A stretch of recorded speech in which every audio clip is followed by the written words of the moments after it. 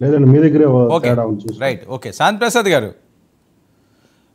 ఎన్నికల సమయం వచ్చినా నా వాయిస్ వినపడుతుందా? వినిపిస్తుంది. ఎన్నికల సమయం వచ్చినా ఏవైనా ఏ అంశాలు వచ్చినా సరే, ప్రధానంగా బెజవాడ అవనియండి లేకపోతే మిగతా ప్రాంతాలు అవనియండి, రాజకీయ నాయకులు ఎక్కువగా ఇప్పటికీ వాడుకునేది దశాబ్దాల నుంచి వంగవీటి మోహన్ రంగా గారిని.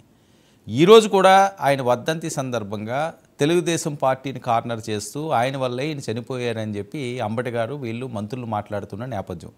అంటే రంగా గారి ఆశయాలు ఎవరు కొనసాగిస్తారన్నది ఎవరు దాని మీద ఒక క్లారిటీ ఉండదు. కానీ ప్రతిసారి ఆయన బొమ్మ కావాలి, ఆయన సామాజిక వర్గం కావాలి, ఇప్పుడు కూడా అదే కొనసాగుతున్న పరిస్థితి.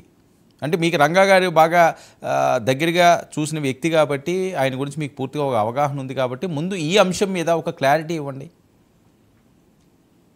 వర్మ గారు వంగవీటి మోహన రంగా తన అన్నగారు 74లో చనిపోయిన తర్వాత ఆయన ప్రజా జీవితంలోకి వచ్చాడు.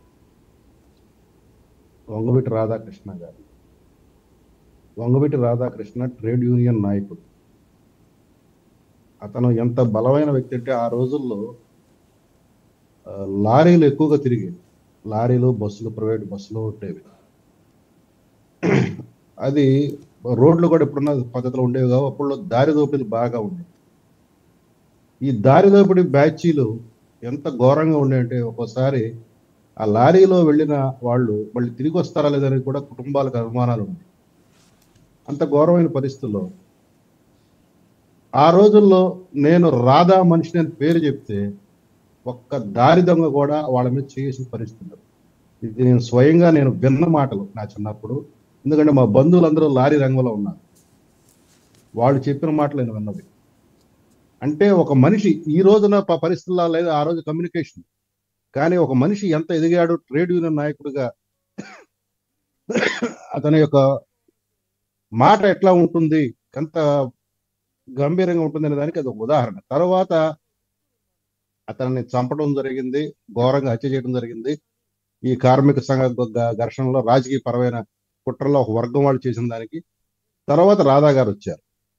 రాధా గారు 1981లో విజయవాడ మున్సిపల్ కార్పొరేషన్ అయినప్పుడు కార్పొరేటర్గా ఇండిపెండెంట్గా పోటీ చేసి, తర్వాత 85లో ఆ రోజు జరిగిన వెనుపోటు రాజకీయాల తర్వాత మళ్ళీ మధ్యంతర ఎన్నికలు తీసుకొచ్చిన నందమూరి తారక రామారావు 1985లో ఎమ్మెల్యేగా పోటీ చేసి 88లో అమరుడైనాడు. మీరు గుర్తుపెట్టుకోండి, 85లో ఎమ్మెల్యే, 88లో ఆయన హత్య చేయడం జరిగింది పాశవికంగా. 3 సంవత్సరాలు ఆయన ఎమ్మెల్యే జీవితం గడిపాడు. అంటే ప్రజా జీవితం రాష్ట్ర స్థాయిలో. అంతకుముందు స్థానికంగా విజయవాడలో మాత్రమే కార్పొరేటర్గా ఉండేవాడు. ఒక వ్యక్తి కార్మిక నాయకుడి నుంచి విద్యార్థి నాయకుడిగా ఎదిగి విద్యార్థి సంఘాలకి, తర్వాత ప్రజా నాయకుడిగా ఎట్లా మారాడనే దానికి వంగవీటి రంగా గారి జీవితమే ఒక ఆదర్శప్రాయం. కేవలం 8 సంవత్సరాల్లో మాత్రమే అతను ఎదిగిన తీరు, ఒదిగిన తీరు. అతను రాష్ట్రానికి ముఖ్యమంత్రిగా కూడా అవుతాడు అనే అభిప్రాయం జనాలు ప్రబలంగా వెళ్ళిన సందర్భం అది. కేవలం 3 సంవత్సరాలు అతను ఎమ్మెల్యే జీవితంలో కొన్ని వర్గాలకి కంటగింపయ్యాడు. భవిష్యత్తులో ఇతను చాలా ఇబ్బందులు కలిగిస్తాడని కొన్ని వర్గాలు చేసిన కుట్రలో అసూలు బాయటం జరిగింది. ఆయన ఏనాడు కూడా కులం చూసుకోలేదు. కానీ కులం నాయకుడు ఆయన ఏనాడు రౌడీ పనులు చేయలేదు.